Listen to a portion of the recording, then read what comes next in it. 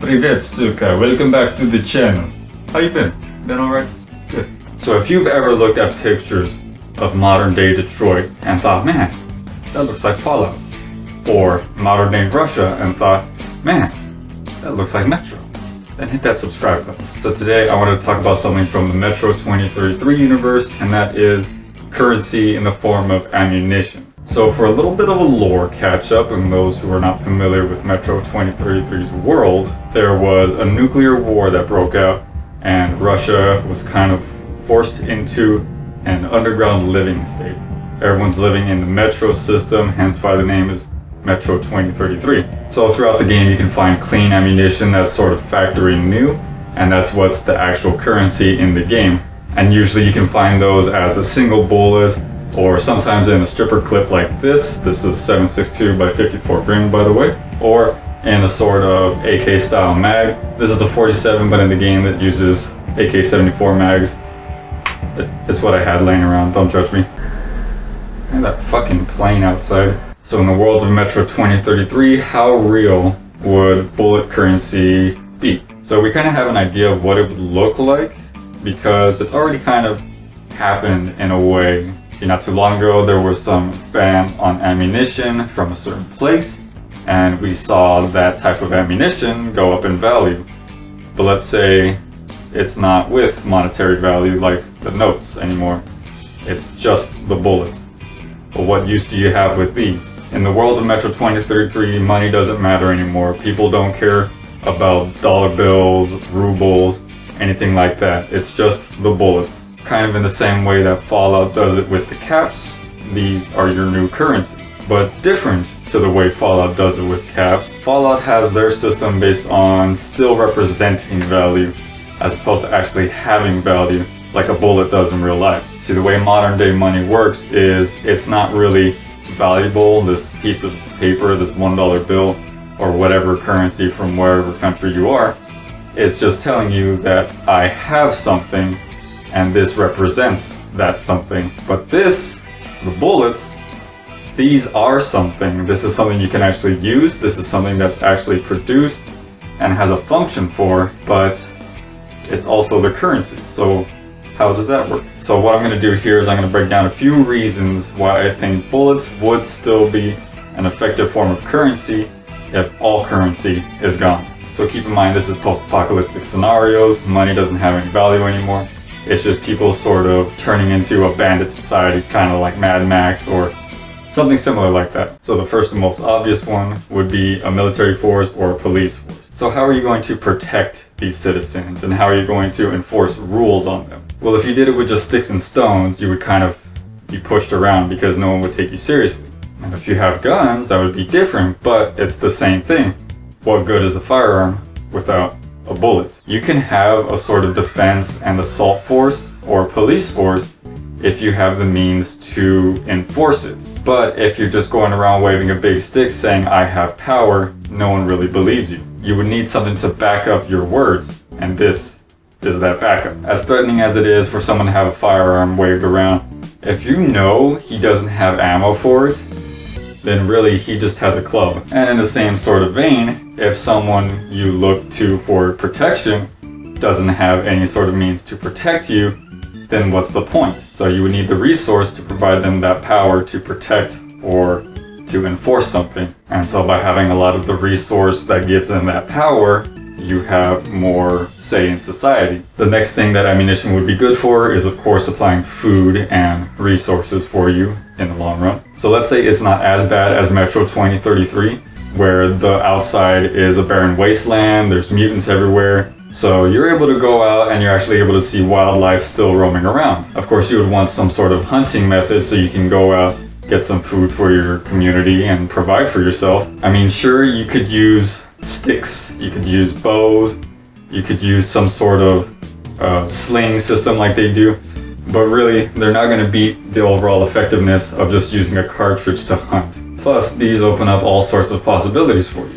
Whereas small game, you can do that with something small like a slingshot, or something like that. But if you wanted to hunt something like a deer or a bear or some huge like buffalo or something, you would want something with a little bit more power behind it. So that's the second point. This is sort of like a food gathering system as well as a police force. Now, something I didn't mention at the beginning of the video was that there's two forms of ammunition in Metro 2033. There's dirty ammunition, and then there's the clean ammunition. So does that kind of have some real world applications and aspects as well? Yes, they do. So this is steel case ammunition. These are gonna run dirtier in your weapons, and they're not gonna be as reliable. Steel case is like scraping the bottom of the barrel for ammunition that's actually reliable and usable. So a lot of ammunitions used for target practice or for law enforcement or home defense, those are all gonna be in either brass or nickel casing. Stuff like this cheap steel case ammo, it's just kind of ammo. It's not really worth a whole lot. I mean, sure, you can use it in your gun, but at the risk of it failing to load or even just messing up something in the gun itself, I would rather go with brass. And so the predominant platform that they use in Russia being the AK, I mean, it doesn't really matter for them because their guns can obviously run this thing really well. But here in the States, these would not be optimal. I won't even talk about aluminum case ammunition. That shit doesn't even exist to me. So yes, there definitely is some truth to dirty ammunition being less valuable than cleaner ammunition, the brass and the nickel stuff. And of course, there's different loads as well. Sometimes these aren't packed with as much powder as some of the better stuff. So same deal. So that sort of brings me to my third point, is that there is work to be done when producing ammunition. See, a lot of times the steel case stuff is easier to produce. It's not as easy to reload, even though you can do it. But if you want really reliable ammunition that you know you can trust to protect your life and provide for you, you'd want something that's brass. So in the same sort of deal as Metro's system, the dirty ammunition, that's what people use mostly for their regular business, you know, whether it be bandits, hunting other bandits, or looting, or hunting, or defending themselves. And then what they're using to trade is the stuff that's actually good. You would want to have someone taking care of that ammunition, reloading it, and you would also want someone manufacturing it. And what a lot of people don't know is that it is pretty hard to produce ammunition if you don't have all the resources. And so one of the locations in Metro 2033 is actually located underneath an armory. And that place is a huge, huge market that people love going to. So of course, the one location that's actually able to produce this kind of stuff, they would have a whole lot of grounds for trading, for bartering, and really just people coming by and giving them resources.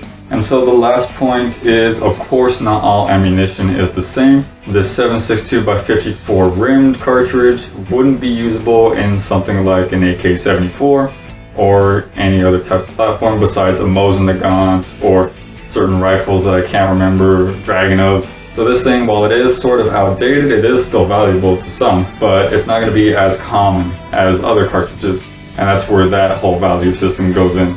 So let's say the type of ammo I'm looking for goes into my handgun. Well, obviously I can't use a rifle cartridge in a pistol, so I would want to go to someone who does have that ammunition and trade what I have with them to get it for me. And of course, if they have better ammunition for it, you know, like the brass or the nickel stuff as opposed to the steel case, maybe I would want to trade some more to get that better ammunition. And so Metro 2033 does have a system kind of like that already, where the ball bearings, they're really cheap because you can pull those out of all sorts of stuff. Stuff like bolts for the crossbow, in this case the Helsing in the game, those are really valuable because those can be retrieved. If you have those, you don't really need to spend any more bullets to get ammo. And the more common cartridges that are available, those are gonna cost less, etc., etc. So yes, there definitely is some truth to that. If your gun does not have the thing that make it go bang, then you need to find the thing that make it go bang. So you would probably go to someone who has an exchange system set up. You have a cartridge they want, they have a cartridge you want. So you would obviously trade. So yes, if society does collapse and there is some sort of nuclear apocalypse or any sort of apocalypse, you would want to know what your location has as far as common cartridges and what people are going to look for. You would also want to be aware of what is still being manufactured and what isn't. So yeah, I just wanted to talk about something interesting that I remembered from the game, ammo being used as a currency, and why I think it would still be effective if we had a real world scenario. So yeah, that's just something I wanted to talk about. It was an interesting idea that I hadn't really seen in any other games. I know Mad Max did it with gas, Fallout did it with caps obviously, but the caps don't really have their own sort of value. Or do they? Well, maybe I'll make a video about that. So thank you for listening to me babble about something that probably no one cares about, and I will see you in the next video. Rasputin.